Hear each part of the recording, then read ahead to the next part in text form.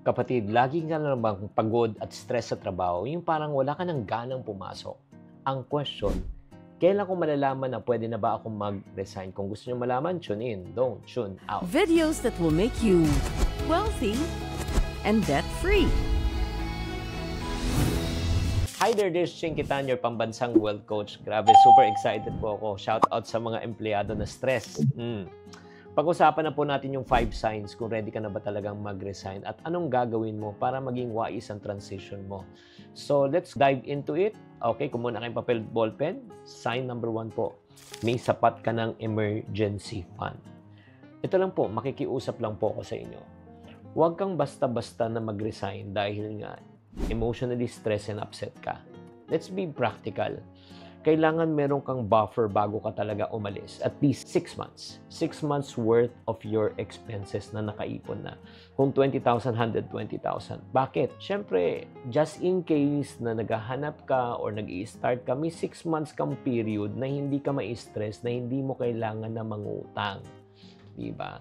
Kasi oras nag-resign ka, wala kang anong choice mo? Diba? Wala. So, mangungutang ka, lalo pang baka lumala ang problema mo. Diba? At kung wala ka pang sapat na ipon, maghintay ka muna. Okay? Mahirap mawalan ng trabaho na wala kang backup plan. Does it make sense? Sign number 2, may sigurado ka ng alternative income. O ika nga, lilipatan.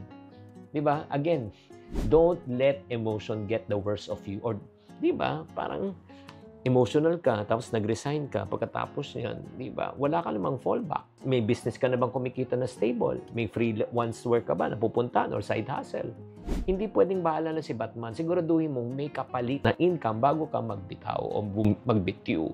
Third sign na kailangan mo na talaga mag-resign, yun parang tipong hindi ka na nag-grow sa trabaho, bored na bored ka na, paulit-ulit na lang ginagawa mo, wala ka ng bagong skills na tunan, hindi ka na nag-i-improve, diba? Parang pakiramdam mo, stuck ka na at walang career growth.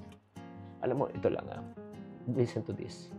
Kapatid, hindi ka pinanganak para magtrabaho na wala namang purpose. Deserve mong lumago. Deserve mong umasenso. Kaya nga shout out kay Lawrence Samotos, Vilma Quijano, and Ming Evangelista. Fourth sign na kailangan mo na talagang mag-resign. Wala ka ng gana at motivation. Iniisip mo ng parati, di ba? Kung paano ka mag-absent. Di ba? Pagpasok mo lang, iniisip mo na kung alas 5 na. Stress ka na sa ginagawa mo, pakiramdam mo, napipilitan ka na lang talagang pumasok. At talagang wala ka ng kapasyon-passion. Alam mo, kung araw-araw mo nararamdaman to, alam mo, what you're doing, you're just torturing yourself. Baka ito na ang sign na kailangan mo na maghanap ka ng bagong opportunity.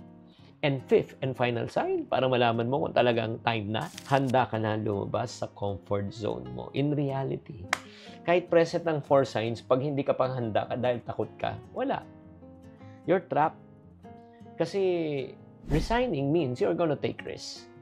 Handa ka na ba na lumabas sa comfort zone mo? May plano ka na ba kung ano gagawin mo? Diba, pag nag-resign ka, handa ka na bang sumubok ng bagong career? Ng bagong gagawin mo? Hindi ka ba takot sa uncertainty? Diba? Kung ready ka na, harapin itong mga bagong challenges na ito. Ay, naku, solid to. Baka ito na ang tamang panahon para mag-resign ka.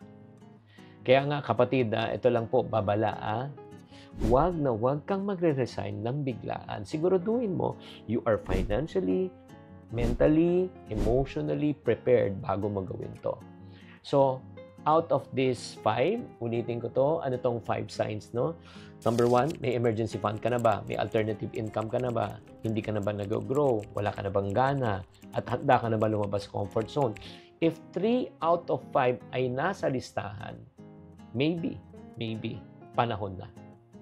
Pero kung wala pa, ay naku, kapatid, wag muna. Diyan ka muna. Ha? Kapatid, ikaw, habang ikaw pinapakinggan mo to, tanungin nga kita, ano ba ang dahilan kung bakit mo gustong mag-resign? I-comment mo naman sa baba. At kung gusto mo mang matuto kung paano ang tamang pag-aanda sa bago ka mag-resign, i-follow mo na lang ako, i-subscribe mo ang channel na ito. Sana nakatulong tong episode na ito at isend nyo sa mga taong may plano mag-resign. Tatandaan, tamang karunungan po, tamang disiplina ang susi sa pagyaman.